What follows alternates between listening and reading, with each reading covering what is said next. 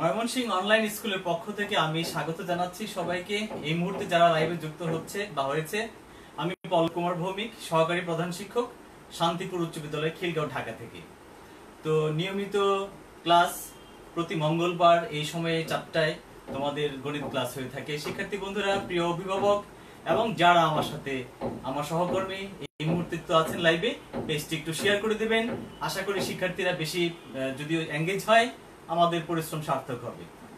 আচ্ছা, তো আমি একটু দেখে নিই আমার কথা বা আমার লাইট সাউন্ড সব ঠিক আছে কিনা। একটু কমেন্টস করে যদি কেউ জানানো হয়, একটু যদি আমাকে জানায় যে লাইভে যারা এই মুহূর্তে যুক্ত হয়েছেন।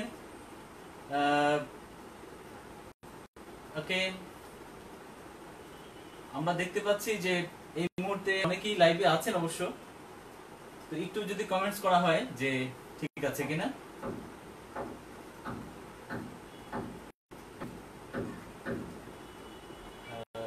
ওকে,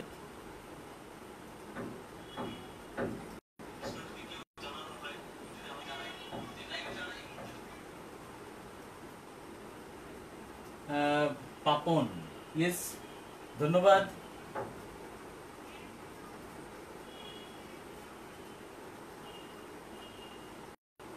ওকে, তো আমরা শুরু করতে যাচ্ছি।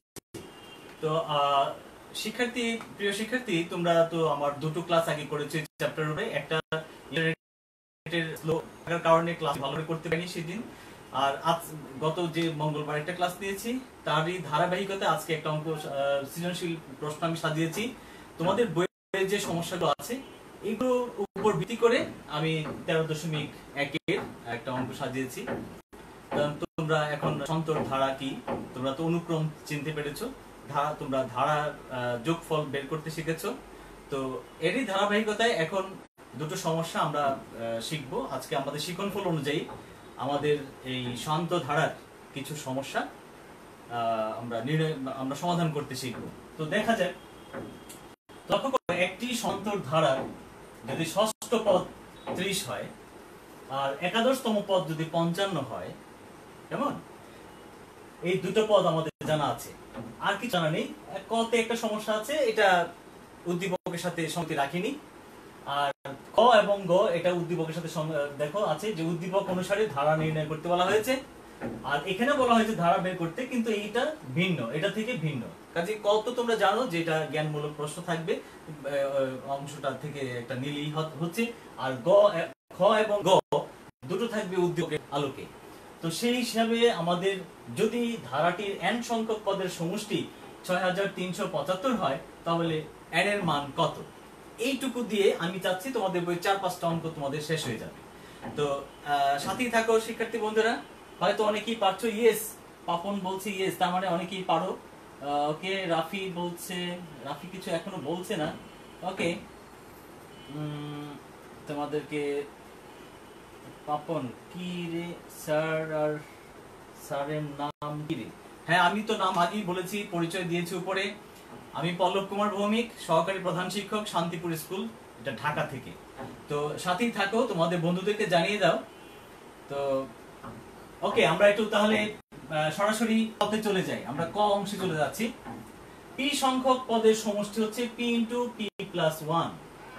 তাহলে দেখো, আমরা যদি এখানে দেখি যে p পদের সমষ্টি × p+1, কেমন? এইটাকে যদি আমরা সমষ্টি s হিসাবে ধরে নেই, sp হিসাবে ধরে নেই, কেমন? p পদের সমষ্টি ধরি আমরা, তাহলে কি হচ্ছে দেখো, p × 1+n।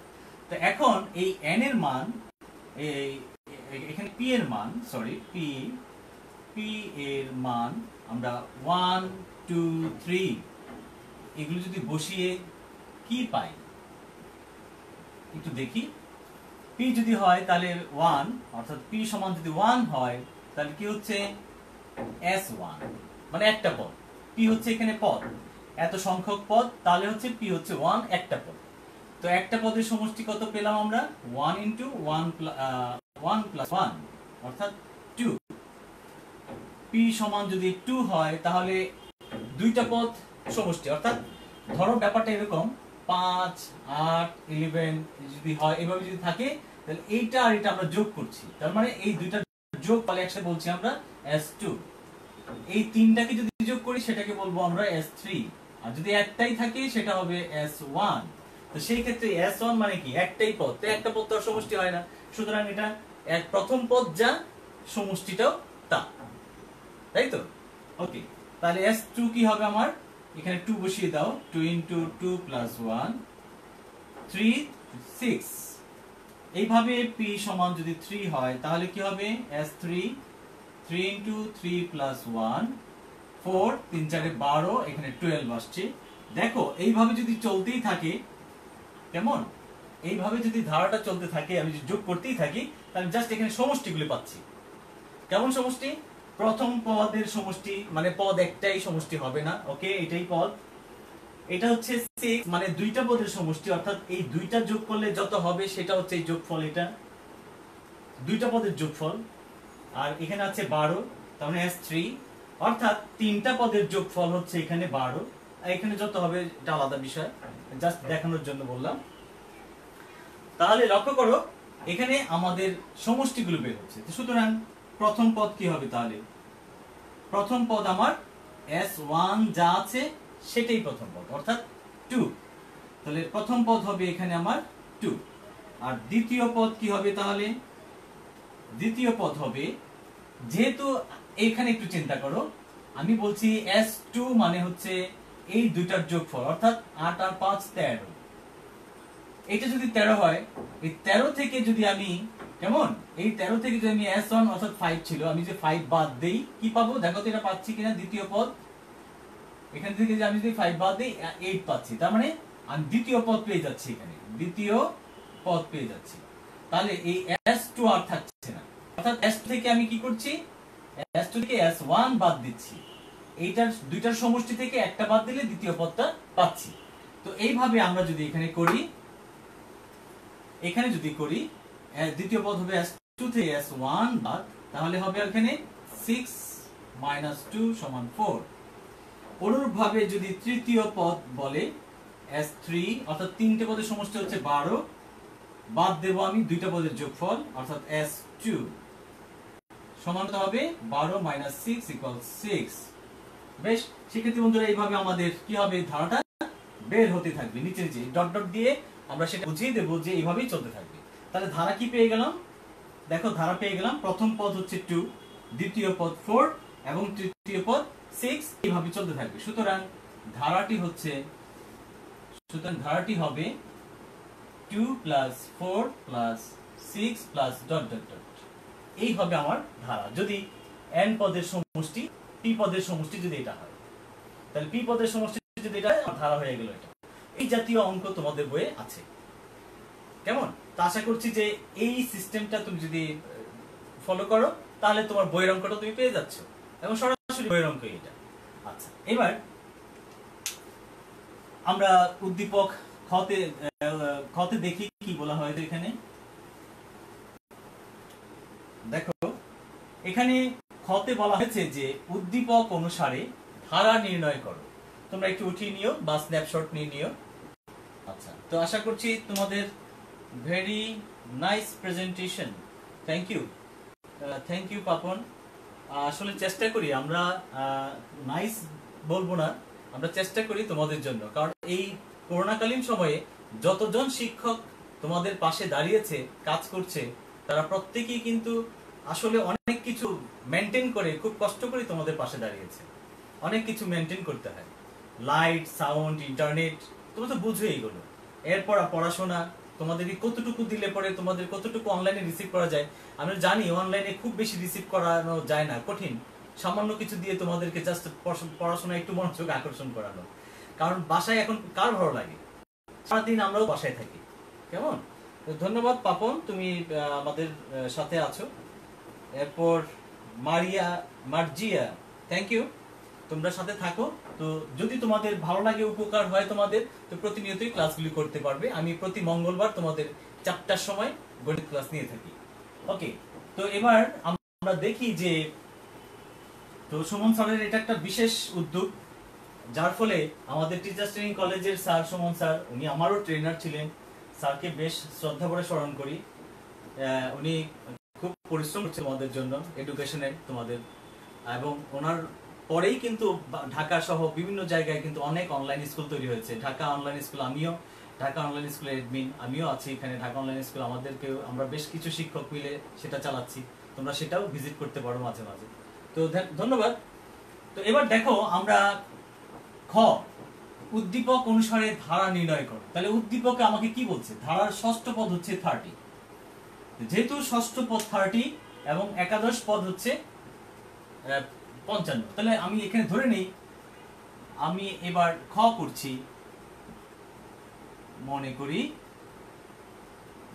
ধারার কেমন সমান্তর ধারার প্রথম পদ এ আর হচ্ছে সাধারণ অন্তর ডি। সুতরাং আমরা তো জানি যে ষষ্ঠ পদ মানে কি, n-তম পদ।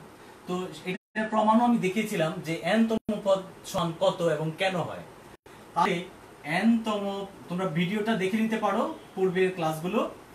n-তম পদ সেখানে a plus n minus 1 into D.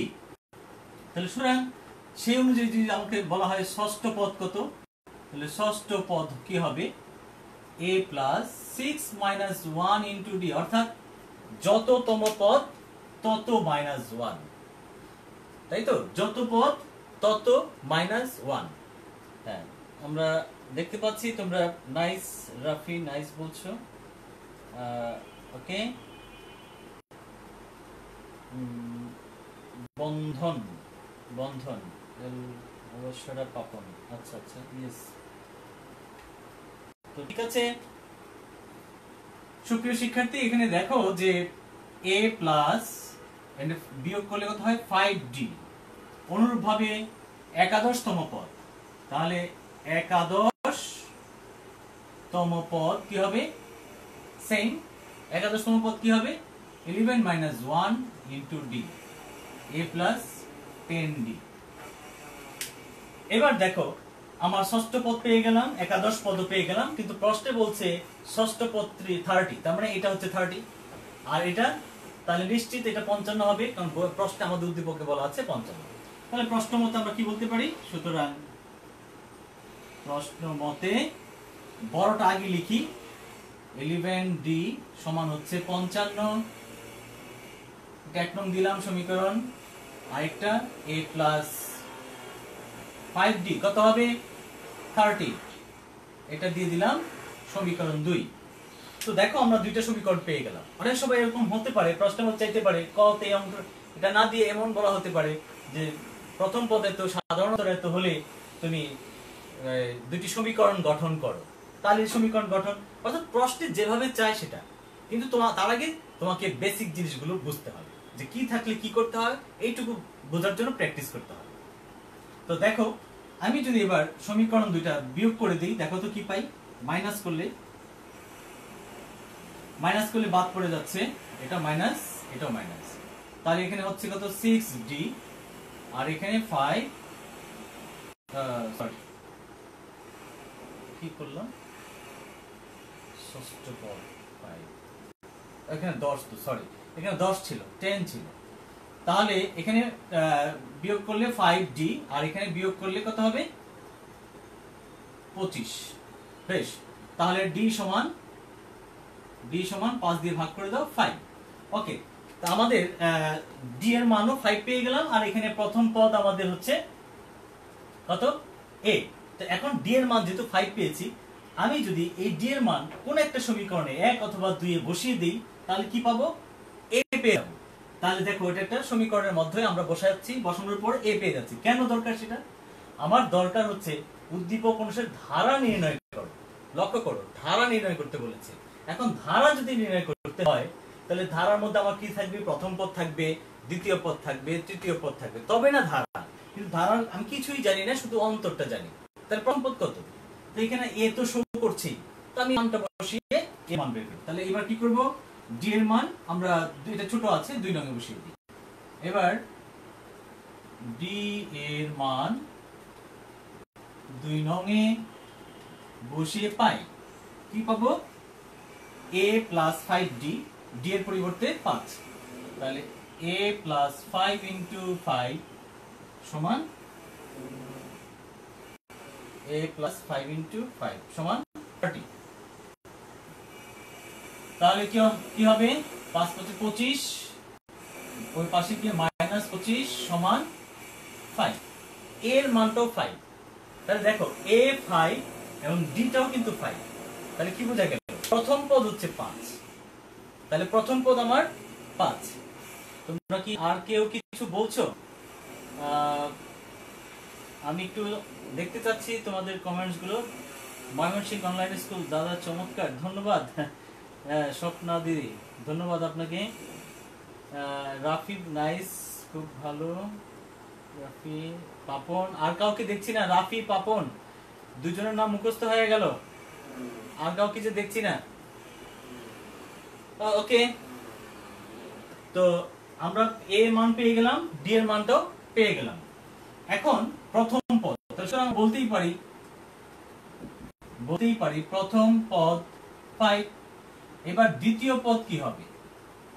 দ্বিতীয় পদ আমরা তো জানি যে একটা পদ মনে করো যদি এমন ধরি, একটা পদ 5, একটা পদ 8, একটা পদ হচ্ছে 11, এরকম যদি হয়, তো এটা থেকে এটা কত বেশি? 3 বেশি। এটা থেকে এটা কত বেশি? 3 বেশি। তাহলে এখান থেকে এটা কত বেশি? 2 3 বেশি। এখানে 2 3, আর এখানে একটা 3 বেশি। ব্যাপারটা এরকম না? তাহলে আমরা যদি বলি দ্বিতীয় পদ, প্রথম পদ যদি a হয়, দ্বিতীয় পদ কি হবে? দ্বিতীয় পদ হবে a প্লাস d, a এর সাথে d যোগ করলেই তো এটা হচ্ছে দ্বিতীয় পদ হচ্ছে, তাই না? তাহলে a প্লাস d, তো সমান কি হবে 5 প্লাস 5 সমান 10। অনুরূপভাবে তৃতীয় পদ কি হবে? a প্লাস, এখানে দুটো d বেশি, 3 বেশি দুটো, তার মানে 2d। তাহলে কি হবে 5 প্লাস 2 ইন্টু 5, কত হলো 10, আর 5 15। এইভাবে তোমরা বুঝে গেছো যে প্রত্যেকটা পদ যেহেতু ডিফারেন্স 5, d এর মান হচ্ছে এখানে 5, তো প্রতি পদ 5 করে বাড়বে। এটা হলো একটা 5 প্রথম পদ, তার থেকে 5 বেশি, তার থেকে এটা 5 বেশি, এর থেকে আবার এটা 5 বেশি, আর এখান থেকে চিন্তা করলে কয়টা 5 বেশি? এখান থেকে দুটো 5, এখান থেকে 3টা 5 পরের লাইনে বাড়বে। এই তো, তাহলে কি হবে আমাদের ধারা? প্রিয় শিক্ষার্থী, এবার দেখো তো, সুতরাং এভাবে যদি চলতে থাকে, এভাবে আমরা ডট ডট দিয়ে দিতে পারি, চলতে থাকলো। সুতরাং ধারাটি হবে 5 plus 10 plus 15 plus dot dot. এই হচ্ছে আমাদের ধারা। এখন করো, ধারাটি আমার পেয়ে গেলাম। আমাদের ক্ষয়ের যে প্রশ্ন সেই অনুযায়ী আমাদের শেষ। আচ্ছা, পাপন, ইয়েস, ওকে। তাহলে দেখো উদ্দীপক অনুসারে যে যে ধারা নির্ণয় করার কথা ছিল সেটা আমাদের হয়ে গেল। তাহলে এখানে ক্ষয়ের অ্যান্সার হচ্ছে এটি। এখন তাহলে দেখো আমাদের এখানে আর কোনো যদি কোয়েশ্চেন থাকে তোমাদের তাহলে জানাতে পারো, কমেন্টস করে জানাতে পারো। আচ্ছা, তাহলে প্রথম পদ পেলাম, সাধারণ অন্তর আছে আমাদের দেয়া, আমরা সমীকরণ গঠন করলাম, সমীকরণ গঠন করে ছোট বড়টা সাজিয়ে আমরা মান বের করে ফেললাম, বিয়োগ করে বের করলাম, একটা মান আরেকটা প্রতিস্থাপন করে আমরা মান বের করে ফেললাম ডি এ। এবার ডি এবং এ পেয়ে গেলে পরে আমরা প্রথম পদ তো পেলাম, এভাবে দ্বিতীয় পদ পাবো, তৃতীয় পদ পাবো, চতুর্থ পদ, সব পদই পেয়ে যাচ্ছি, কারণ এ আর ডি হলেই আমাদের ধারাটা নির্ণয় করা যায়। তো আশা করি তোমরা এটাকে বুঝতে পেরেছো। ওকে, এবার আমাদের গ, যদি ধারাটির n সংখ্যক পদের সমষ্টি এত হয়, তাহলে লক্ষ্য করো ধারাটির, এই যে কথাটা বলেছে যদি ধারাটির, কোন ধারাটাকে সে মিন করছে? এখানে তো ধারা আর নেই, সুতরাং ধারা হচ্ছে একটাই, এটা যে আমরা যে ধারাটা বের করেছি, তাহলে এইটাই হচ্ছে আমাদের ধারা। গ এর জন্য কিন্তু আমাদের এই ধারাটাকে এখানেই ধরতে হচ্ছে। তো এবার n সংখ্যক পদের সমষ্টি হচ্ছে 6375। তাহলে এখানে দেখো এই যে ধারাটা আছে, ও শিট, এত দেখা যাচ্ছে না একেবারেই, নেটের প্রবলেম গো, নেট সমস্যা করছে। আচ্ছা, তাহলে দেখো এখানে ধারাটা ধারাটির n সংখ্যক পদের সমষ্টি এখানে বলা হয়েছে। আমাদের এটা কোথায়?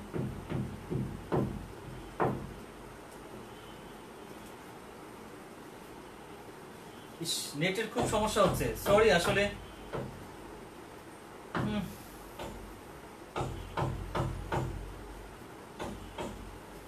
তাহলে দেখি আমরা, এখানে বলা হয়েছে n সংখ্যক পদের সমষ্টি।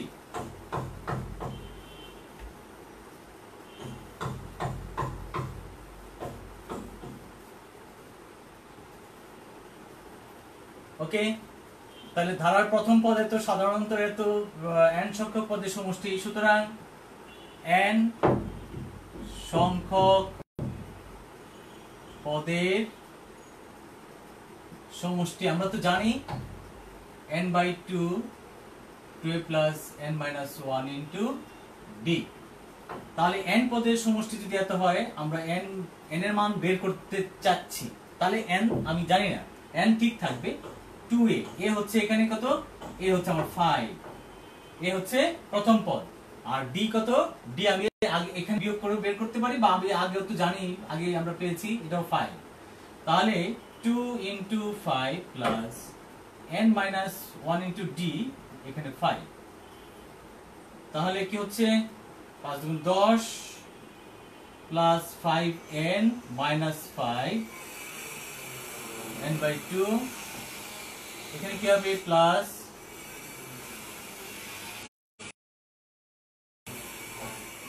Minus 5 plus 5। তাহলে কত দাঁড়াচ্ছে, গুণ করে যদি দেই, 2 থাকলো নিচে, 5n square plus 5n into ভাগ হচ্ছে 2। এটা হচ্ছে আমার n পদের সমষ্টি। কিন্তু আমাদের বইয়ে, আমাদের প্রশ্নে বলা আছে n পদের সমষ্টি হচ্ছে 6375। তো 6375, আশা করি তোমরা আমার সাথে আছো। এবার নেট ঠিক আছে, ওকে, এবার নেট ভালো আছে। তো আমাদের প্রশ্নে এটা কি সমষ্টি, তো প্রশ্ন মতে আমরা কি লিখতে পারি, প্রশ্ন মতে 5n squared plus 5n divided 2 equal হচ্ছে আমাদের এটা হবে এখানে। তাহলে 6375। তো ধারা তো আমাদের পেয়ে গেছি, আমাদের আর প্রয়োজন নেই, এটা মুছে ফেলতে পারি। ওকে, আমরা 5n squared plus 5n equal 2 দিয়ে যদি গুণ করি, তাহলে কত হবে, 2 দিয়ে গুণ করলে 12 750, 12 হচ্ছে 750। তাহলে বা উভয় পক্ষের যদি আমি 5 দিয়ে ভাগ করে দেই, তাহলে n স্কয়ার প্লাস n সমান, যদি ক্যালকুলেটর একটু ভাগ করে দাও 5 দিয়ে, কত হবে 2550, 2550। তাহলে উভয় পক্ষের 5 দিয়ে আমরা ভাগ করে দিলাম। এবার এটাকে এই পাশে নিয়ে আসি, n square plus n minus 2550 সমান 0। এবার কি দেখতে পাচ্ছি, এখানে একটা বড় মিডল টার্ম, কেমন? তো যেহেতু একটা বড় মিডল টার্ম, এগুলো অনেক সময় পরীক্ষার হলে খুব বিভ্রান্তির সৃষ্টি করে। কি করো তোমরা, কেমন? এই ধরনের সংখ্যা যদি এসে যায় বড় বড়, তাহলে কিন্তু খুব বিভ্রান্তির সৃষ্টি হয়।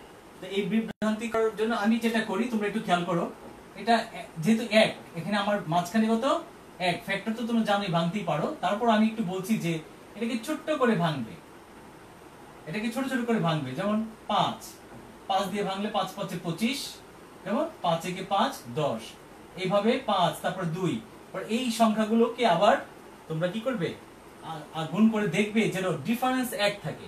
তাহলে এখানে 50 আর 25, 50 আর 51 যদি হয়, তাহলে এখানে আসবে আমার 1 প্রয়োজন। তাহলে এখানে কি হবে, প্লাস 51n আর মাইনাস 50n। এই দুইটা যদি বিয়োগ করি 1 পাচ্ছি, আর যদি গুণ করি আমি এটা পাচ্ছি, 5 একে 5 আর 5 5 25। একদম সিম্পলি তুমি এইভাবে ভাঙবে। আমি জানি তোমরা এটা করো, তারপর একটু বললাম। মাইনাস এত এত সমান 0। এবার এখানে কমন নেব, n কমন নিলে n প্লাস 51, 50 কমন নিলে n মাইনাসটা প্লাস হয়ে যাবে, 51 অর্থাৎ 0। তো এখন তো হয়েই গেল 51 ইনটু n মাইনাস 50 সমান 0। তো সুতরাং হয় n প্লাস 51 ইকুয়াল 0, n সমান 51 মাইনাস। তো এই মাইনাস যদি থাকে তাহলে কি হবে বলো? সংখ্যা কখনো গুনলে মাইনাস হয়? সংখ্যা কখনো গুনলে মাইনাস হবে না। নিচে কি দেখা যাচ্ছে? -1 -51। তাহলে ইহা গ্রহণযোগ্য নয়, এটি গ্রহণযোগ্য নয়। তাহলে বাকি ফ্যাক্টর থাকলো কোনটা? এইটা। তাহলে এখানে কত আছে? n - 50। এখানে আমি একটু নিয়ে আসি, এটাকে এখানে নিয়ে আসি n মাইনাস অথবা n minus 50 equal 0, সুতরাং n equal 50। ওকে, তাহলে দেখো সুপ্রিয় শিক্ষার্থী, আমরা n এর মান কিন্তু পেয়ে গেলাম 50। এখানে পেয়েছিলাম মাইনাস, সুতরাং এটি গ্রহণযোগ্য নয়। কারণ আমরা জানি নাম্বার, কোন নাম্বার যদি 1 2 3 4 5 এরকম গুনতে থাকি সেটা কখনো মাইনাস হয় না। একটা ধারার মধ্যে যে সংখ্যাগুলো থাকবে এগুলো গুনলে মাইনাস হবে না। কেমন? তো হ্যাঁ, তোমরা দেখতে পাচ্ছি, তোমরা আছো সাথে, দেখতে পাচ্ছি। ওকে, তো সুপ্রিয় শিক্ষার্থী, এরকম একটি অঙ্ক কিন্তু তোমাদের একটি না, বেশ দুটো বোধহয় আছে তোমাদের বই আছে এবং উদাহরণও আছে। তো এই জাতীয় একটি অঙ্ক, এটা একটা, এই তিনটা দিয়ে একটা জাস্ট সৃজনশীল তোমাদের একটা প্রশ্ন তৈরি করে দেখালাম। বইয়ে 4-5টা অঙ্ক তোমাদের শেষ হয়ে গেল যদি এই নিয়মটা তোমরা বুঝে থাকো। যারা ক্লাস 9-এ আছো তার জন্য হয়তো চ্যাপ্টারটা নতুন, একটু স্টাডি করে নাও। এই অঙ্কটা বুঝে গেলে বইয়ের 4টা অঙ্ক তোমাদের শেষ হয়ে গেল। তো আশা করছি তোমরা বুঝতে পেরেছো বা কমেন্টস করে আমাকে জানাতে পারো। তো আমাদের সময় প্রায় শেষ, সবাইকে ধন্যবাদ জানিয়ে এখানেই শেষ করছি। সবাই ভালো থেকো।